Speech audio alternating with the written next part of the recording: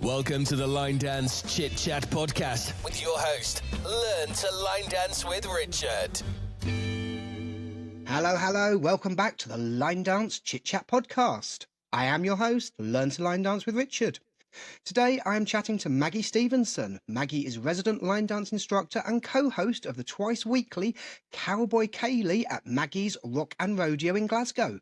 Maggie also holds classes and socials across Glasgow and Paisley in Scotland. This is going to be a great conversation. This is the Line Dance ChitChat podcast. Hello Maggie, welcome to the podcast. How are you? Hello. I'm good, Richard. How are you? I'm very good. Thank you so much for being here. This is a very exciting conversation and we've got so much to talk about. We do. We certainly do. For anybody that doesn't know you, please introduce yourself. Who are you? What do you do? So I'm Maggie Stevenson. I teach classes across Glasgow, Paisley and in Maggie's Rock and Rodeo. I basically teach or do events every single day of the week and I just love line dancing. That's my intro. Absolutely amazing. I love that. 7 days a week. That's amazing. So before we jump into how it all started, tell us something that none of your line dancers know about you. Oh, this is a tricky one because I tell them everything. I'm very, very chatty about things. Probably the thing that they don't know about me is I went to an all-girls school. I don't think they would have known that about me. So I would say that's probably one of the only things that they won't know about my background. I went to an all-girls school. That's what made me turn out the way I am. Brilliant. This is the problem as line dance instructors. We're just an open book, aren't we? We just tell everybody everything. Yeah, love that. We certainly share. So, you've been in line dancing 30 years. Take me back to the beginning. How did it all start? So, my background is in stage dancing. So, I did tap, modern, disco, majorettes, that kind of style, disco freestyle competitions as well. And my dance teacher went to a line dance class and said to me, "You'll love this, come along." And I think she really invited me along so I could drive her to the class because she couldn't drive. So I went to a class and it was a lady called Pearl DeMarco, who is a dance teacher through the British Association of Teachers of Dance. And she had gone to America, learned everything about a line dancing, brought it back to the UK and created the Ceilidhs for the British Association of Teachers of Dance. So I went to her class and learned all the basics, all the things you had to learn, and then took it from there. We just fell in love with it and that's where my line dancing started. So 30 years ago, what's that, 95, 96, I guess? Oh, around about then, yeah, absolutely. How did the teaching come along? How did things develop? My dance teacher then, because she learned from Pearl, she set up a couple of small classes and I would go along and help just here and there at those, but we taught stage dancing together. And then she got a phone call from a little bar in a little town outside Glasgow to say their Monday nights were quiet. Would she come along and teach line dancing? So again, I had to drive her there. And it was a very small bar on a carpet that maybe fitted about 12, 15 people. And that's how it started. And that was 23 years ago now. I just turned 30 and that's when we started the class. And a lot of the ladies that are in that were in that class are still with me now, which is lovely, which is really, really nice. That's absolutely amazing. That really is. 23 years. Brilliant. Lovely. So fast forward to today, and as you said in your intro, you're very, very, very busy, 7 days a week. I see all the bits and bobs you get up to on Facebook. What does life look like at the moment? Classes, socials? Yeah, just give us a brief overview of everything you do. Well, I taught line dancing as well as working for the NHS at the same time. But I gave that job, the NHS job, up just 3 months ago so that I could give myself more time. So that's why I'm now a full-time line dance teacher. Amazing. And my thoughts was maybe I'd do classes during the day, but that's not started yet. I thought I'll give myself some time to myself, but that's not happened yet either. I'm busy organising the next things that I'm going to do or learning dances or planning the next things. But typically a week looks like classes Monday, Tuesday, Wednesday, Thursday, approximately 6 o'clock till 9, 10 o'clock. So within each night, I do a beginner level, then an improver class, then an intermediate class. So people have got choices of classes to come to. Friday night is then the Cowboy Kaylee and a Saturday afternoon. And then Sunday's typically a social event or going to someone else's social or doing a charity event. Or at the moment it's festivals. We've got a lot of festivals happening, so I'm busy with all of that. The Cowboy Kaylee's good fun. It's more for people that have never line danced. Right. They're there on a party night out. They're there to have fun, get something to eat, a few drinks, and get up and join in. So most of them have never line danced. They don't know what line dancing is. So you have to treat them like absolute beginners. You're giving them the basics, and you have to make it a fun night for them because they are there to be entertained and have fun. So what we do is within an hour, I teach them a couple of dances, then my dancers perform a couple of dances. So we'll choose dances that we like, that we just dance and show them what line dancing can look like if you take a class and learn more. But it's very much lots of drinks involved, lots of games involved, lots of rowdiness. So not what a line dancer would expect it to be. If you come along and you're a line dancer, you can join in the performance ones, but it's very different to a class. And I try and tell people that this is the fun side of it, but come to a class as well because you'll fall in love with line dancing. And I was going to say, do people come along to the Kaylee and then come and find classes if they're loving it? They absolutely do. Brilliant. Yes, they really do, because they say, we love this, we want to learn more. What I also find is people think they can do the harder dances, they watch us dance it and think, I can get up and do this. And that's fine with something like Footloose, where you could maybe join in. But if you're doing something a bit trickier like Chill Factor, there is no way they're going to be able to copy it and pick it up. But once they've had a few wee wines, they think they can. And I don't mind that either, as long as they give us a little bit of room to dance. I have to remind them that leave the middle for us. You can dance around the edges and have fun. But that can be entertaining at times as well. Yes, I can only but imagine. But no, I love that. Brilliant. So going back to those early days, 23 years teaching, have you got a funny, no, let's start with the fondest memory going back to those early years. Fondest memory. Probably, this is probably more recent. We entertain in care homes. We go every Monday, we go to different care homes. And originally this came about where they saw us line dance and said, could you come and entertain the residents? So we would go in, they're all sitting in their wheelchairs or their comfortable armchairs, and we would dance and they would love it. We'd give them all a little cowboy hat. I would let them shout yee-haw because we're a cowboy just for an hour, let them have fun. And then I thought, you could be dancing too, you could be joining into it. And that's maybe my background in the NHS, where I worked in physiotherapy. It's all about movement and exercise. So if someone's sitting in a chair, I can get them to do some steps sitting down. Yeah. Or if they use a mobility aid, we can stand up and we can hold their hands and they can have a little bit of a wiggle and a little bit of a dance as well. So we'll throw in the Cupid Shuffle. We'll do Stand By Me with the residents, holding their hands in a circle or with partners, and they absolutely love it. And so for me, it's seeing their faces light up. Or they're sitting waiting for me when I arrive. They're saying, when's Maggie coming in? And they're waiting in the activity room, waiting for me and my dancers to come in and dance with them. So to me, that means the world to me. It's not about performing in front of lots of people. It's not about being paid loads of money to do things. It's that hour where we put a smile on their face. And for us, it's genuinely heartwarming. We come away saying, that was really nice. I really enjoy that. I love that. I think that's a really nice thing to do. And if line dancers out there can do that, then go out and do it. It's fab. Yeah, that's a brilliant memory, fondest. Love that, and just giving something back to the community, and that's exactly it. And potentially that little bit of movement, that little bit of wiggling, that might be their highlight of their week. They're expecting you, they're waiting for you to turn up. No, like that a lot. I like that a lot. Brilliant.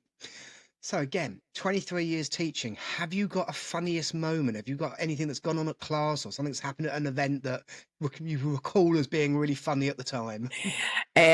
One of my dancers, she's going to kill me for saying this. She'll know who she is. I won't name names. Yeah, we won't name names. I was teaching her a prissy walk. And so I was telling her how you cross your foot, like step forward and hold, but I kind of cross my feet as I do it. And she took it to be a different word. She dropped the R from the word Prissy. Yeah. So that's what she's told everybody that walk is called. And every time I do that walk now, this is what I think of. I think of my dancer who picked up she didn't hear me clearly. And to me, it's a little bit naughty, but I think for me, that's a funny story. It really is. I can see why that sticks in mind. And we've all done it, haven't we? Misheard lyrics and bits and bobs. No, yes, brilliant. absolutely. So you are very community focused. You're very active. What does the line dance community, which is now 30 years later a line dance family, what does that mean to you? I think, well, I've got very large classes now. When I had a small class, you knew everybody quite well. You get involved with their backgrounds and where they come from and know their family. And I love that. But as I've got bigger and busier, you've not quite got that personal touch. But lots of people come to me and say how life-changing classes or attending classes has been. Really, there's a lot of people that deal with social anxiety or a lot of ladies who are premenopausal or postmenopausal where they struggle with their memory and brain fog. And they said that hour just brings them together with other people that are like-minded. They have fun. They let all their worries go at the door. They come in, they forget about these things, or it helps them with these things. So I have a group of people that would never have met in other walks of life, but line dancing has brought them together. And they're loving it. They've built new relationships and they don't mind dancing. And although they're socially anxious, they can then come together with these people that are now their friends through line dancing. And I think every line dance class feels that. People make connections, people form friendships. And then that leads to weekends away, holidays away. I've got a group of line dancers on holiday just now together. And I love that. I love that connection that when people say to me that's helped them with their mood or there was a low point in their life and it's helped them through that, I think that's really touching as well. I think that's a big impact to make on someone's life and you don't realise that's happening. You're just there teaching a few dances and hoping that they're having fun. But there's lots of people tell me these things and I love to hear that too.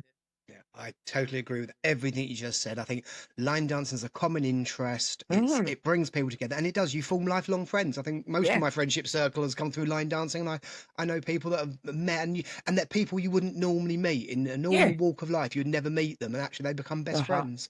Yeah, love that. Love it. Nice. So I'm going to bring it up to date because we've got a lot of topic points to talk about. So let's go for in my mind, the big one. You might tell me it's not, but I think it is. House of Bamboo. Yes. Okay. So House of Bamboo. So it comes obviously from the programme, and this will probably clear up a few things that people have wondered. Why is there Emma's name? Why is there Maggie's name? So I watched the programme House of Bamboo, and when you watch the programme, there's lots of different shots, so you can't actually see the full dance. You see bits of it. You see the way they're moving. You see the way they're going. So when I looked at it, I thought, well, that's a line dance. I wonder who made that up. And I contacted the BBC and I get nothing. It was hard to get an answer back. So I thought I'll just piece it together from what I can see. And I created the dance. So when I first put it out there, I put it as choreographer unknown.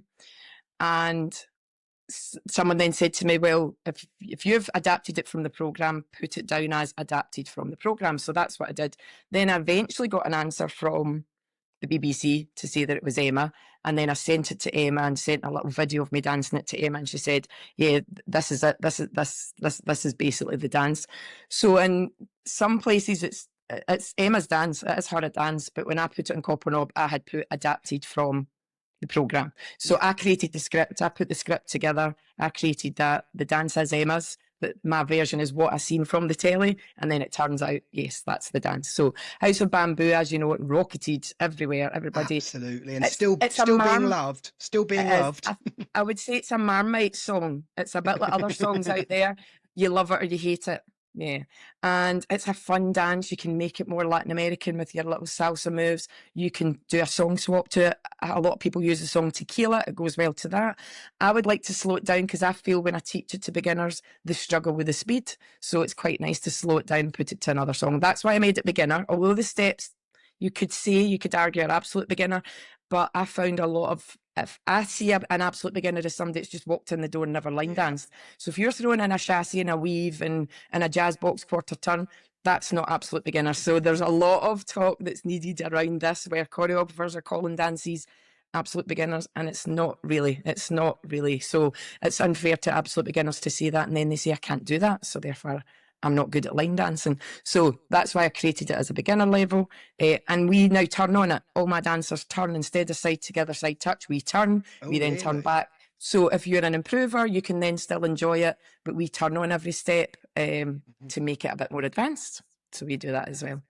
I might have to look at that. So a few things to unpick there. So I don't think it's a Marmite dance. I think it's a Marmite song. But even that, I don't. I think it's with any dance that goes viral. So going back, Chill Factor, Wagon Wheel.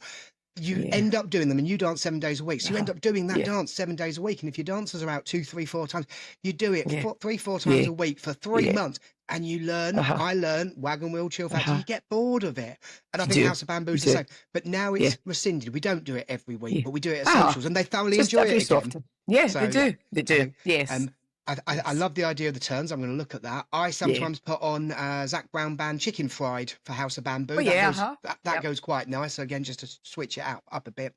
No, love that. And is it fair to say that dance, that choreography, getting that out, that sort of supercharged you and your brand? And I think it did be noticed in the choreography world, because it's very hard to get your dances out there. You know that most people will go with the established dancers, they're all the fabulous established choreographers, but there is too many dances out there. It's hard to then choose what you're going to dance. And the ones that will stick around are the ones by the known choreographers. And absolutely, that's the way it is in the world for everything that you do. If you're known, if you're seen, people will have a look and go, well, I'll try that. So it's very hard to keep up to date with everything. I like to throw in a few older dances. The other night I did Jose Cuervo because I love it. I've now recapped DHSS because that's another good one as well. So there's dances that will always be around, and that is your Black Coffee, your Chill Factor, Islands in the Stream. They'll always be around and people should learn them. But where else do you go with it? You choose what you like, and you hope that other people will pick it as well. But then you go to a social event and no one else is doing it, and you might be the only dancer in the room doing it.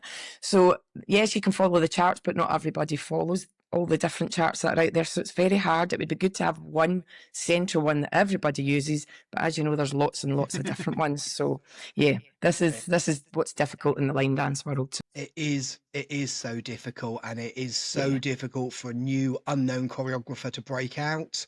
And I think I had the choreographer of Choosing Texas on the podcast just recently.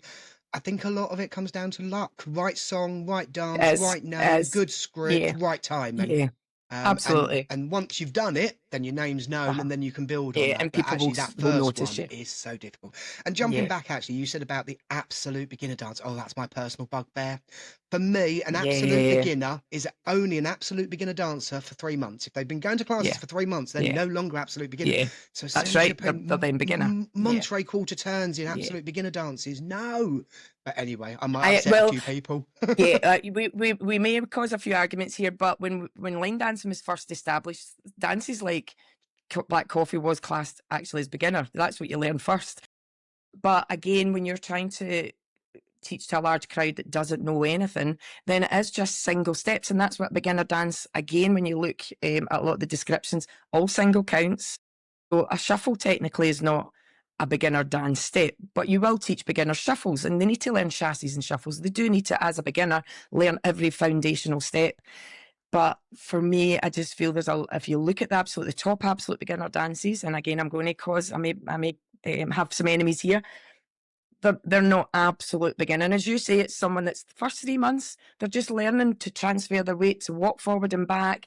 At best, a jazz box, a rocking chair, these are all fine, but a jazz box is very difficult for someone that has never done dancing before. Yeah. And if you've danced before, you can learn line dancing quite easily. If you've done any form of ballroom, stage dancing, Highland, anything at all, you should be able to pick up the basics of line dancing quickly.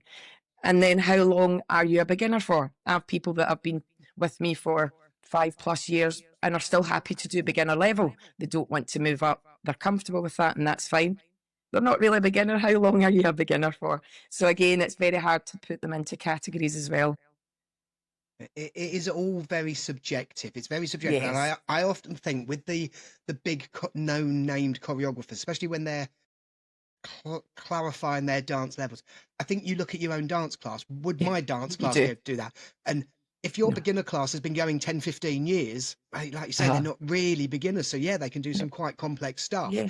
Could a Yeah. beginner that's only been dancing 3 months? Question mark. Yeah, it's very subjective. It's very difficult, but we just have to look at each dance on its own merit and make our own decisions. Yeah. Yeah. And then you decide, I often say, I wouldn't give that to my beginners, but I'll give it to my improvers, because I have improvers that have just moved up from beginners. And this is where the high beginner, low improver, I suppose, comes into play. But do we necessarily need it? Because you've got absolute beginner, beginner, improver, intermediate, advanced. Surely that's enough. But I will say, oh, this is high beginner. It's an experienced beginner. Can you get that? An experienced beginner? Yeah. Again, yeah. Where do you class it? And I think it would be nice if that was clarified more and everybody stuck to the same, but that doesn't happen as well. So I've always, for more years than I care to remember, I've always split beginner and improver into 3 steps: easy, middle, and then high. And we're now getting to the stage, I've never done it, but I'm now getting to the stage, the absolute beginner dances kind of need the same. Easy absolute beginner, absolute beginner, high absolute beginner. We have grown over the last 30 years. We've grown and developed, and I do a lot of blasts from the past on the YouTube channel and whatnot, and things like Copperhead Road. Don't quote me on this, I haven't checked, but some of the old dances, maybe Copperhead Road, it was written as an intermediate dance. Well, you look at it now, and it's a beginner at best. It's not. Exactly. So we've grown and developed. So yes, it's interesting. We definitely have.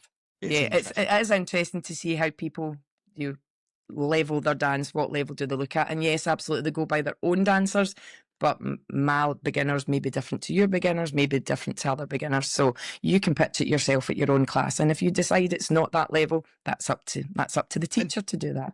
And I never tell my classes. I've only got beginner classes, but if I was to teach my beginners an improver dance, because I feel it's of their level, I wouldn't tell them it's an improver dance. I'm just going to teach you a new dance. And then it's an achievement, isn't it? You can say, that's an improver, and we managed it. Yeah, absolutely. So I think congratulations is in order. I understand a little while back you won an award. Yeah, so I've won the Scottish Line Dance Instructor of the Year award. Thank you very much. And it's through the Scottish Country Music Awards. So I won it last year, and I've won it this year again. So it was set up last year by a country artist who was trying to do awards for the country scene in Scotland. So we have a lot of artists that have their own music, as well as covering songs, that they do socials, they do line dance events. And he just felt there was nothing really in Scotland for these artists. And he added the category of line dance instructor or dance instructor. And I was fortunate enough to win last year and then win again this year. So I'm delighted about that. But it looks at solos, duos, bands. They also threw in line dance DJ as well for the line dance world. So that was between Gary Lafferty, Stephen McKenna and Yvonne Anderson. That was the 3 finalists. So Stephen won that one.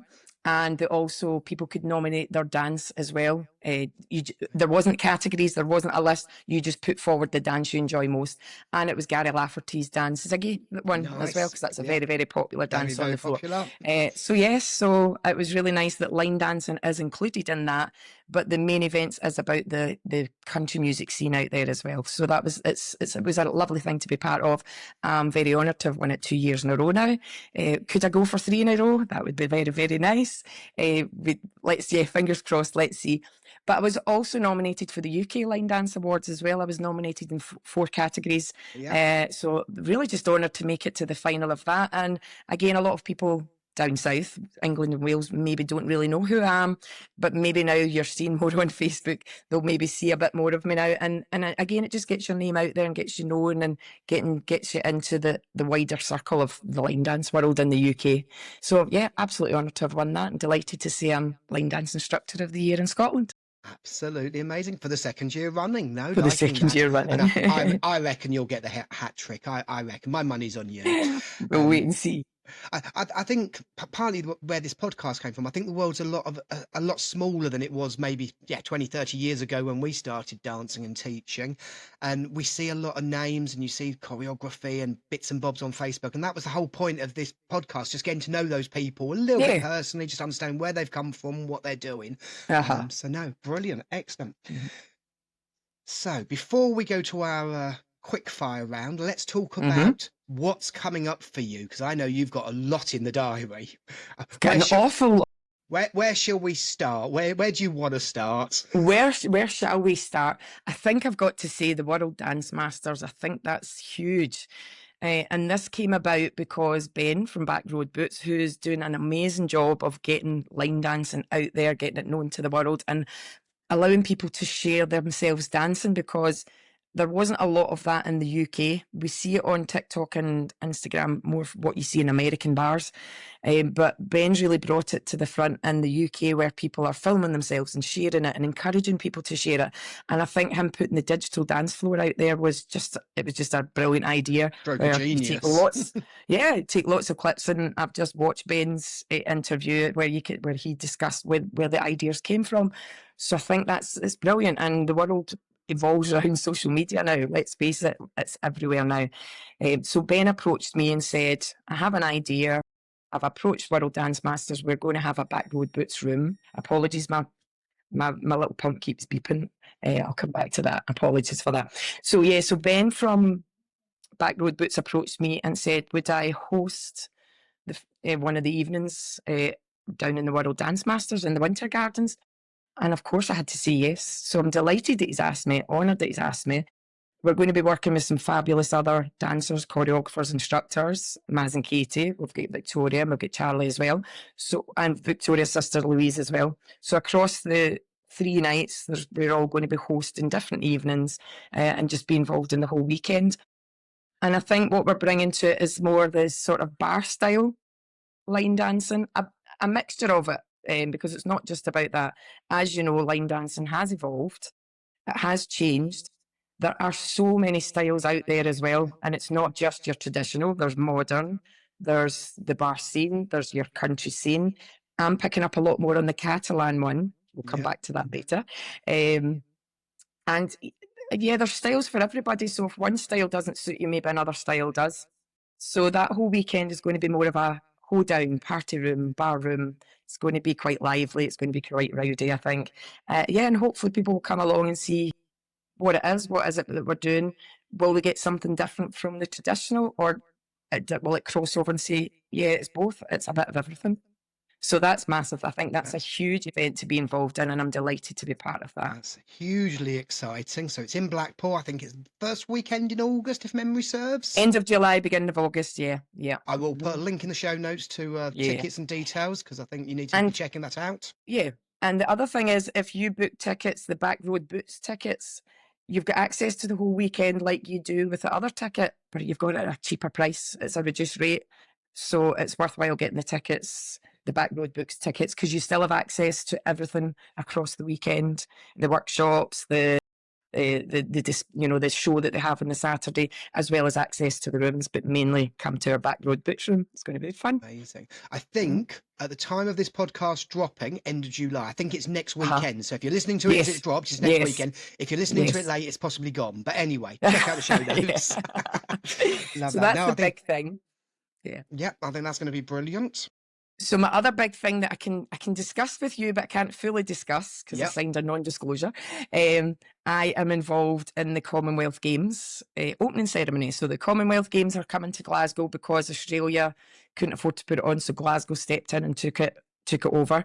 And I was approached by the team to be involved in the opening ceremony. So myself and a small group of dancers will be involved.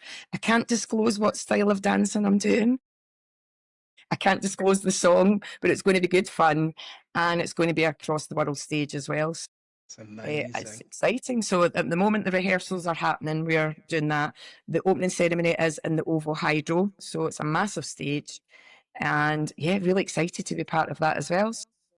So again, when this podcast comes out, it will have happened because the opening ceremony is the 23rd of July.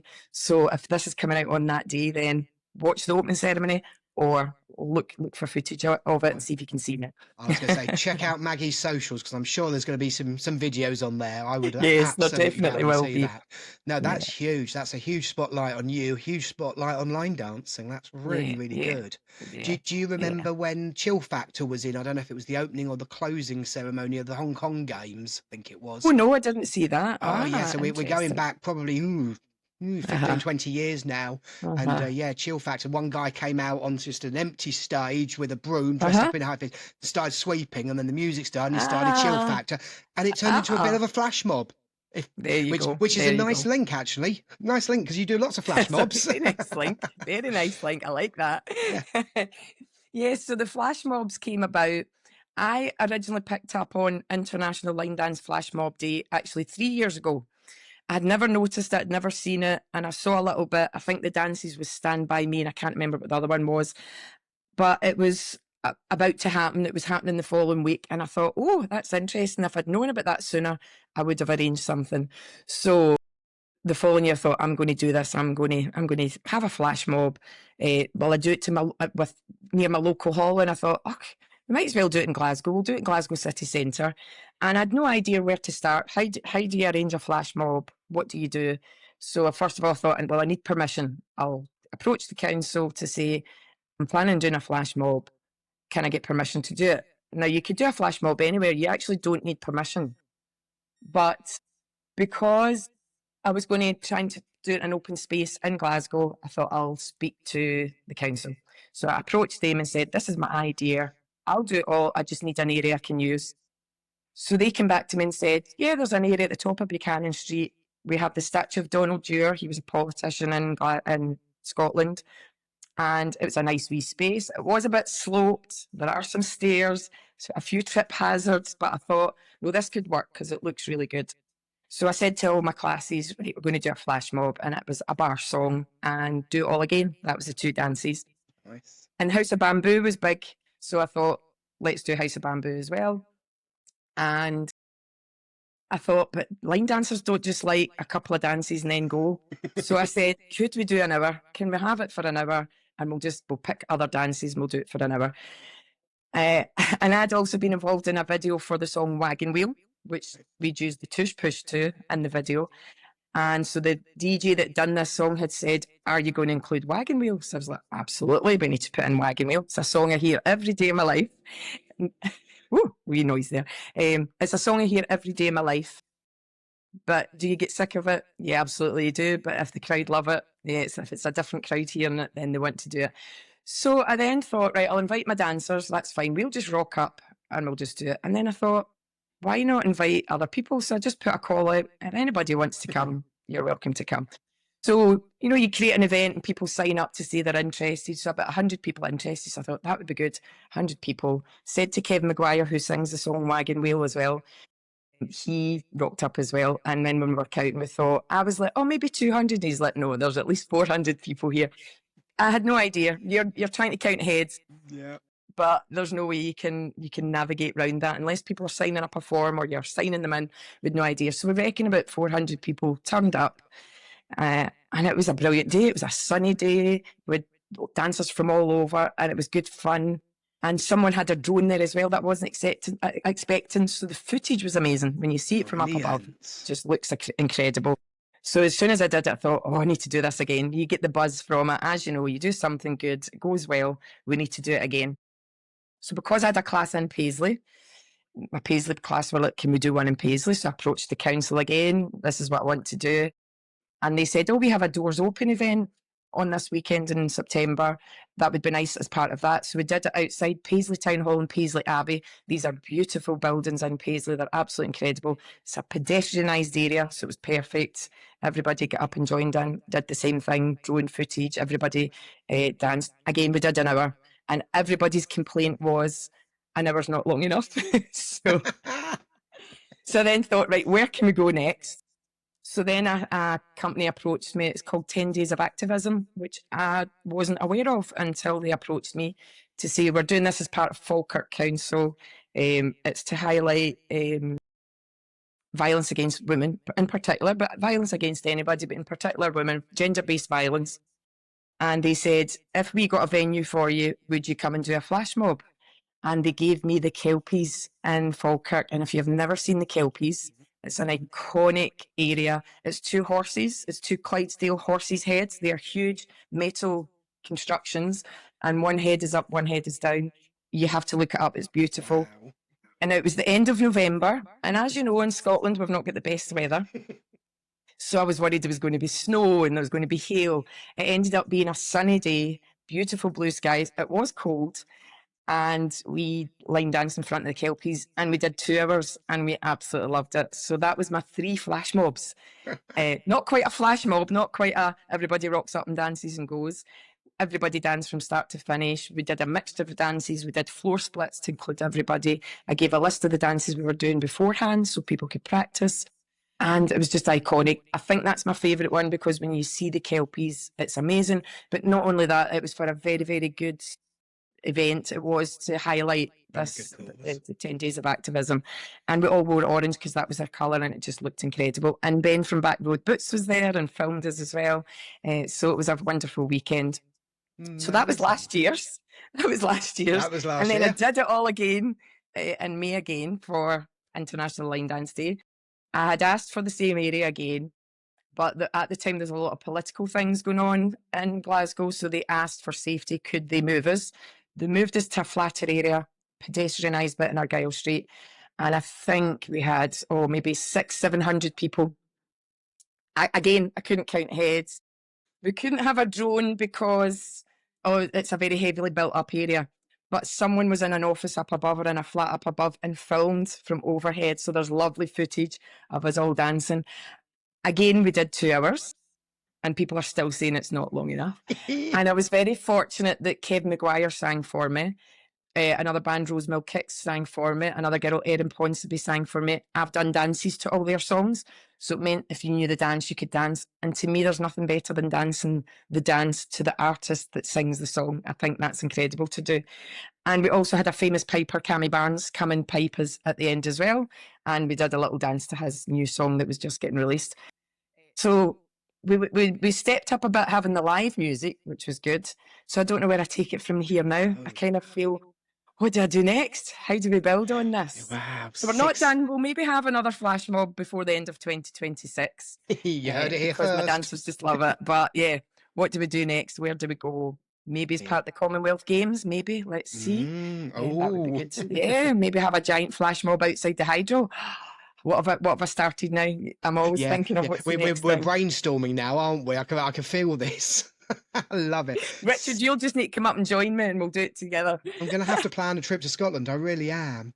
600 to 700 people. That's absolutely amazing. And of course, I will have to acknowledge at this stage that the International Flash Mob Day 2026 raised an amazing £20,000 for Line Dance Foundation. Yes. We had lots of people donate to it, but I also encourage people to donate to their own charity if they prefer to do that. So I think that it's always worthwhile if you're going to do these things, if it can highlight charities and raise money for charity. And charity, I think, is a very personal thing to people. So I have my own charities that I like to do events for or give donations to. But everybody will have something that's personal to them. So if that's what you prefer to add your money to, then that's the ideal thing to do. So lots of people raise lots of money for lots of different causes, but particularly for the Line Dance Foundation, and that's incredible for them as well. So it's exciting. It is. It really is. So, yeah, love that. So before we go to our quick fire round, one question, new question. This has been suggested by one of our listeners.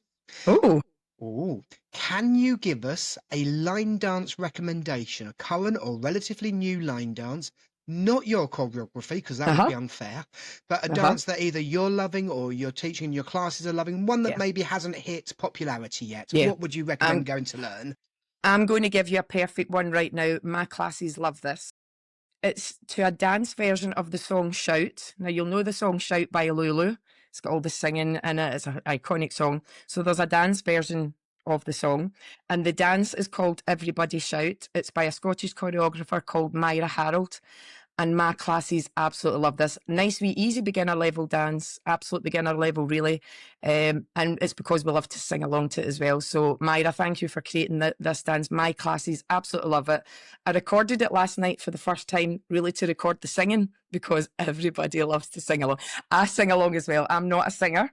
Although I was in the choir at school, I'm not a singer, but we like to sing and have fun with it as well. So I would recommend that one for everybody, whether you're an advanced dancer or beginner dancer. The song is great. It's really, really good fun. So Everybody Shout by Myra. That's one of our favourites right now. Absolutely love it. Amazing. I will link that in the show notes. So if you want to check that dance out, I'll be going to check that out because I'm always on the hunt for new dances. Yeah. Thank you so much. Yes. So we're going to do our quick fire round. We'll have a quick jingle. You're listening to the Line Dance Chit-Chat podcast. Be sure to pass this pod to your line dance friends. Be sure to pass this pod to your line dance friends. So, your quick fire 10 questions. No right or wrong answer.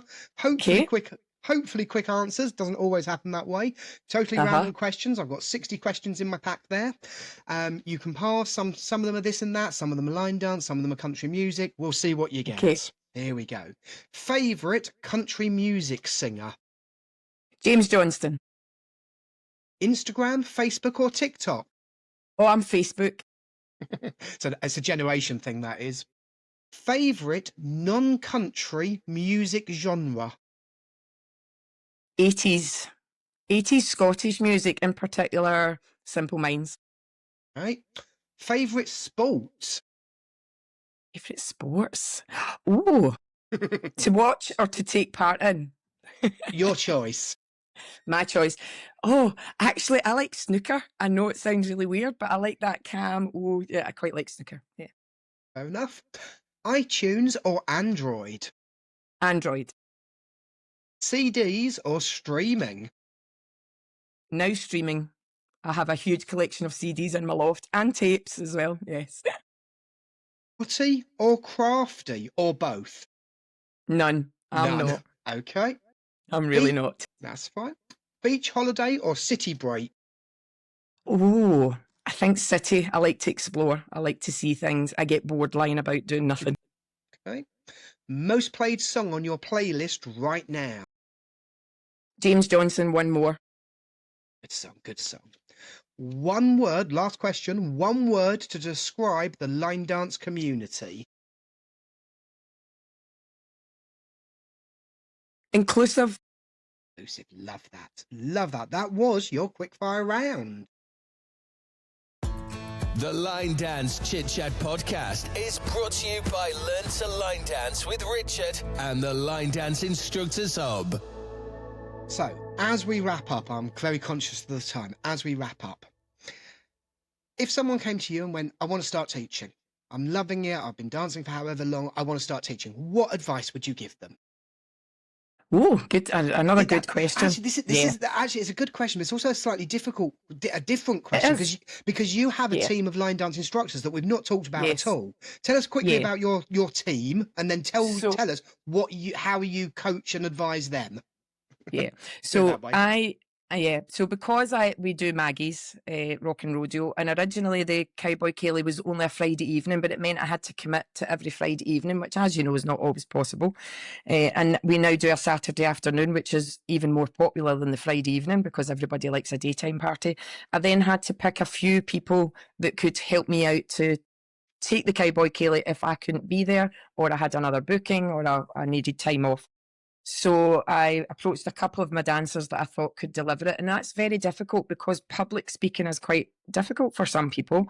And being able to wing it a bit as well. If something goes wrong, how do you recover from that? So I approached a couple of my dancers that were already part of the team of doing a performance. When I say a performance, it means they just dance chill factor, or we do, what other ones? We like 3 tequila floor, or there's Half Past Tipsy. We just use that as a performance. So I had to pick a few that would be willing to go on a mic and do what I do. Now, nobody's ever going to be me. They're never going to, nobody can replicate the same thing, but it was to still deliver the same thing that I'm doing. So a couple of my ladies have done that, and they also now teach classes. Some of my rodeo dancers now teach classes as well. So the first thing I did say to them is, you do not need to be qualified to teach. And I know this is a huge thing right now, but if you are teaching, you morally have to think about, am I capable of teaching? Am I insured to teach? Do I have the right licenses?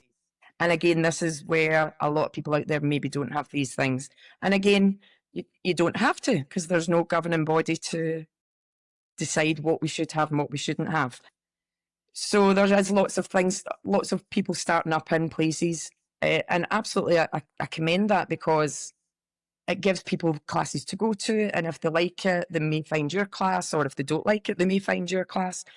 So advice to someone is, get your insurance to begin with, because you have to be protected for yourself and for your dancers.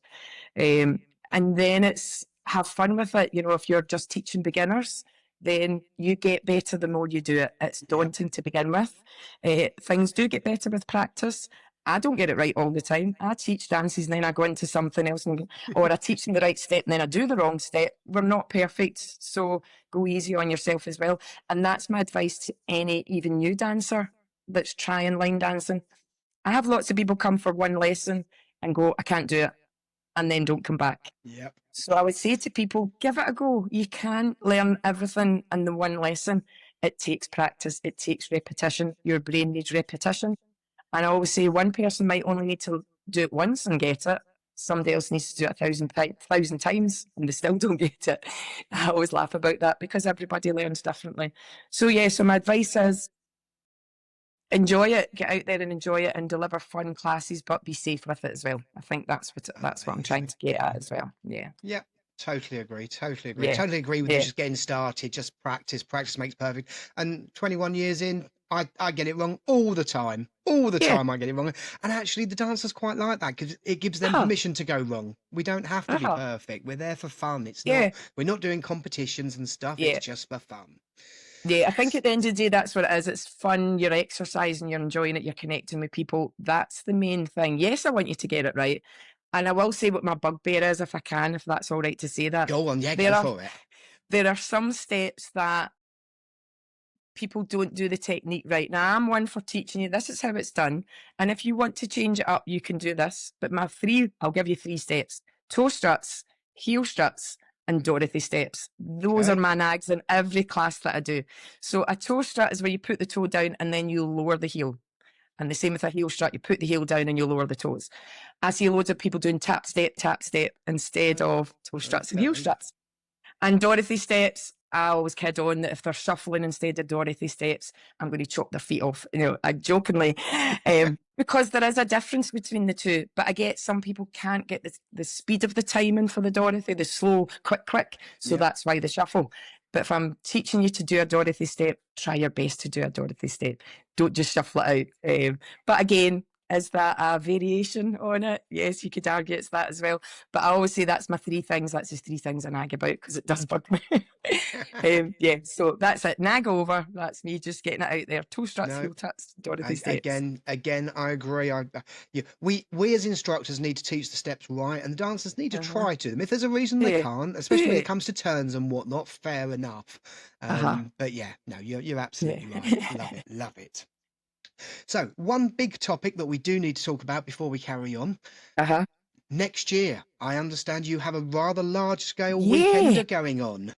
Yes, so, and it's a bit of everything. I've kind of just gone all out. It was kind of go big or go home, where in my background, I did disco freestyle competitions for years and years and years. And there is now bar style competitions, which happen all the time in America, but don't happen much in the UK. There is a couple that's been Maz and Katie. There's also the Summer Stomp girls down, it'll be Midlands, I think they're in. Apologies that I'm not getting the name right. They've already done competitions, and I think it's coming up again in July. And it's just something different for people to be involved in. If you want to compete, you can. But it's fun. It's not real pressure. It's not serious. It's not full technique the way the World Dance Masters are, where it's technique and it has to be done correctly, as well as the performance element. It's just a bit of fun. So I wanted to do that. And I also wanted to bring another style of line dancing to the UK, which is Catalan style.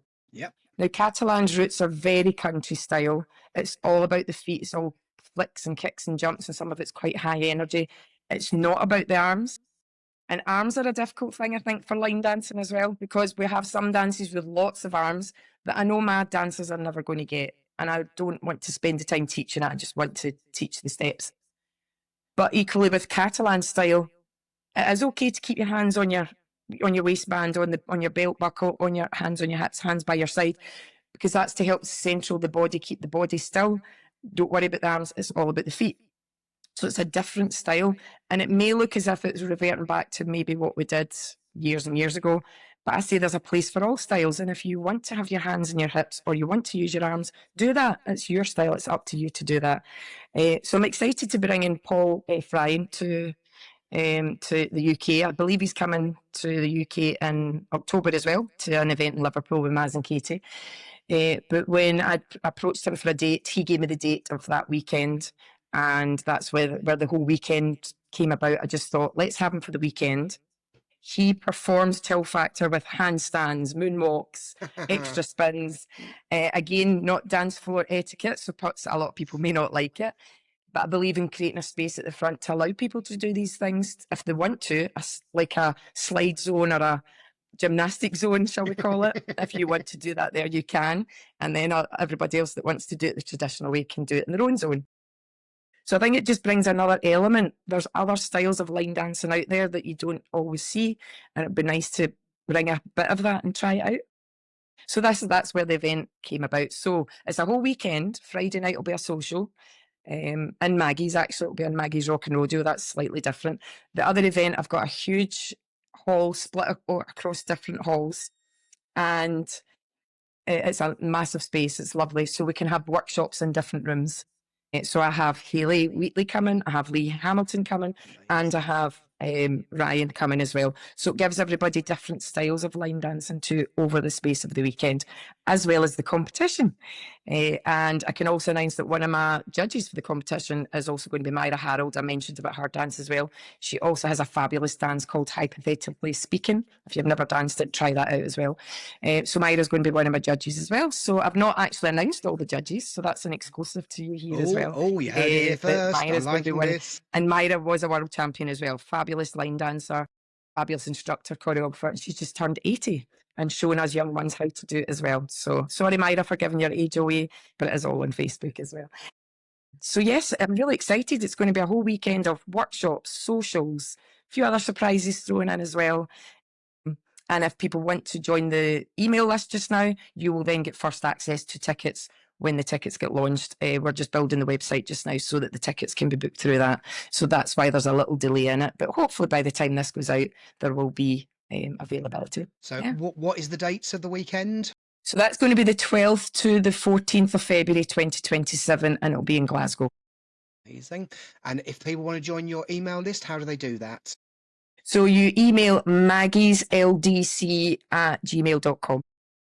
It's brilliant. Again, I will link that in the show notes, so all that information's down there for you. Excellent. So, last question, and the last question isn't to you, it's to me. Do Yes. you have a question for me? So we can link it back to the Dance a Day. Go on then. We didn't get onto that one. I do a Dance a Day for December that started very small, and it was one of my dancers, Lisa, who you know well, who came up with the idea of picking a dance a day that every line dancer can do. So we did it with a very small group. We've now done it for 3 years. You then picked up on it this year and did it as a charity fundraiser. Yes. So I'm going to put the question back to you. How did you feel it went? Why did you do it?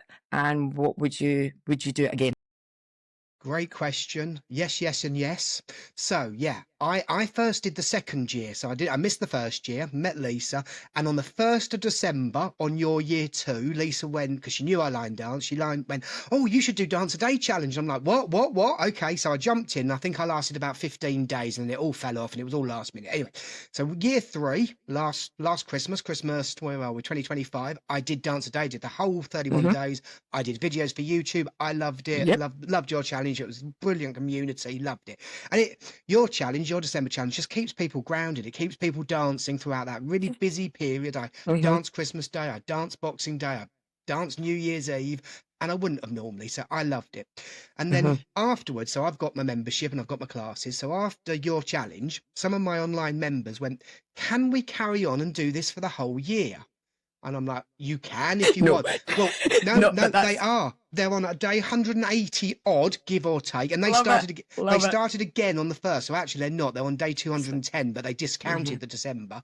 They started on the 1st of January, and they do a dance every day. And there's only 6 or 7 of them, but they've got a little WhatsApp group on my community, and every day Love they it. all post. They choose their own dances. I don't suggest it. They do their own thing, but they all dance all day. Oh yeah, today I did Rum Bum Bumba. Today I did House of Bamboo. Whatever they want to do. And then one of my class members, we're doing charity fundraising. I've done charity fundraising for 20 years in one skies or another to one level. But this year, I hadn't done a great deal since COVID. But this year, the classes were of a size. I've got enough people. I was like, right, guys, we're going to properly do a charity of the year. Yeah. So we chose Alzheimer's Society. They chose Alzheimer's Society. It touches a lot of people. I asked them how much did they want to raise, and they stupidly said £1,000. And I'm like, nah, we can beat that. We can do a lot better than that. And then one of them went, oh, the Dance a Day challenge, because they'd done the December challenge. I'd put it out to my dancers when you did December challenge, and some of them had done it. They went, can we do it again for charity? And I'm like, oh, yeah, maybe. So I reached out to Maggie, and Maggie very kindly said, yeah, go for it. So I put it out to my online membership, I put it out to my classes, and then I put it out across the Learn to Line Dance with Richard platforms. We had 400 people register. Now, I really don't know how many people started, and I really seriously don't know how many people ended. But I suggested a £5 donation per person for taking part for Alzheimer's. And then if anybody wanted to do that for charity, as a sponsorship, they could. I set myself a limit for the challenge, which we did in May 26. I set myself a challenge of £2,000. We absolutely blew that out the water with 4,600. Excellent. Fabulous. Very well done. Blown away. Very well done. Blown away. So to answer your question, yes, I'm going to do it again. I loved it. I thought it went really well. I actually found, so when I've done the December challenge, like I say, 25, I got all the way through. I found it hard going. Sometimes I was doing dances at 11:30 at night. And my biggest problem, I'm going to say this, my biggest problem with the challenge wasn't doing the dance, because that's 3 minutes. That's not a major issue. It was clearing the room I was going to dance in so it looked presentable on video. I spent 20 minutes clearing my room so I can do a 3-minute dance. The May challenge, I don't know whether because I was choosing the dances, I don't know. It seemed, it just went better. Whether it was because it wasn't December, maybe there was less going on in life. But I don't know. It seemed to, for me personally, it seemed to flow a lot better. And actually, I'll tell you another secret. So when I did the December 25 challenge, I did a few videos outside. If I was going out and about in London or whatever else, I did a few videos outside, and I hated it. I hated dancing in public, someone filming me on my own. Hated it, but I did it. The May challenge, I kind of relaxed into it a bit more. I did one up at the Olympic Park, and I did one on Southend Pier and one on Bournemouth Pier. And actually, I didn't hate it, actually. I quite enjoyed it. So, yes, thoroughly enjoyed it. Thank you so much for giving us permission to do so. You're very welcome. And, I like the fact that it's put you out your comfort zone as well, where you've gone outside and just thought, I'm going to film this. People are going to walk by thinking, what on earth is he up to? Yeah. Are you all right? And when we did the December one year, there was a lovely snow covering, and everybody went outside and danced in the snow. I was in front of Paisley Abbey dancing in the snow with my kid, and a driver's passing by beeping and things like that. And it just gave us something fun to do. But yes, December is a difficult month to do it. What some of my dancers did, if they were up late at night, they would do one just before midnight and do another dance straight after midnight. And that's what you did to make sure you had the next day as well. We called that a double done, where you just one before midnight and one after, and that's it done. And again, I gave suggestions. In the first year, it was just one dance. Then the following year, I did, here's a beginner, here's an improver and above. And I also challenged myself by doing the alphabet. So when it came to J and Z and X, that was quite tricky. And then again, I also did a challenge where here's dances you can choose, and then I challenged myself to learn a new dance each day. So again, that was putting the pressure on in December. So there's lots of different things you can do with it. And our group grew from maybe 16, 20 people with the first one to 60 for the next, to over 200, maybe 300 for the next. So it does just keep growing and growing and growing. And the group's still sitting there. In December time, we'll say hello again, put the dances out there, or you choose one of your own. It's just make that minute or 3 minutes in the day that you're just going to get up and line dance, and do a song swap for Christmas if you want, if you're inclined to do that. That kind of thing. So it can just keep growing. And if you're raising money for charity, that's a bonus too. It's a brilliant challenge. It's a brilliant concept. Like you say, just a dance, any dance, every single day. Yeah, just dance. Yeah, I will be back for December. I'm looking forward to it. Excellent. I'll put it out to all my Excellent. dancers again. Yeah. And it's Yeah. nice. We spoke earlier about the community and what it means. And it brings people Yeah. together. Classes, line Yeah. dance classes aren't just classes. They are a community. Yeah, And they it's a are. worldwide community. So anything It is. like your challenge, it brings everybody together. So if you're listening, if you've never come across A, the flash mob that we talked about earlier, or B, Maggie's Challenge, check them out. Maggie's Challenge has got a Facebook group. The flash mob has got a website. Yeah, come join us in December. We'll do it all again. Yeah. Love it. Yep, absolutely. So we've covered a lot of ground. I've got a lot of We notes to have. go, a lot of stuff to go into the show notes. If people want to find out more about you, the rodeo, your events, your weekends, where can they go? Yeah, I post everything on my Facebook page because I'm a dinosaur. I can navigate Facebook well. Oh, I know how to use Instagram and TikTok, but I don't like it. I prefer Facebook. So if you follow Maggie's line dance class, every event I do, I'll create an event for each. So all my classes are there, all my socials are there, and then anything else that I'm going along to, we've got festivals coming up. I just pop it in there just to see this is where Maggie's line dancers will be. So yeah, it's all out there on Facebook, or you can message me, you can WhatsApp me, you can email me. Again, all my details are on my Facebook page. Absolutely amazing. Well, I look forward to watching what the future holds for you. I'm really excited about Thank all your you. events and everything you've got on the cards. I think the future's bright. Good luck with your Yeah. choreography. We didn't really touch upon Thank that, you. but good luck with your choreography. Thank you. And thank you so much for being here. Thank you for your time. Oh, thank you so much for asking me, Richard. That was very kind of you. And I'll Well, definitely need to dance with you sometime soon. and maybe I will make it to Scotland. Weirder things might happen. Maybe I will make it to Scotland. You take care now. Thanks a lot. Thank you so much. Thank you. Bye-bye now. Thank you for listening to the Line Dance Chit Chat podcast. Please leave us a like, a comment, and subscribe to our channel.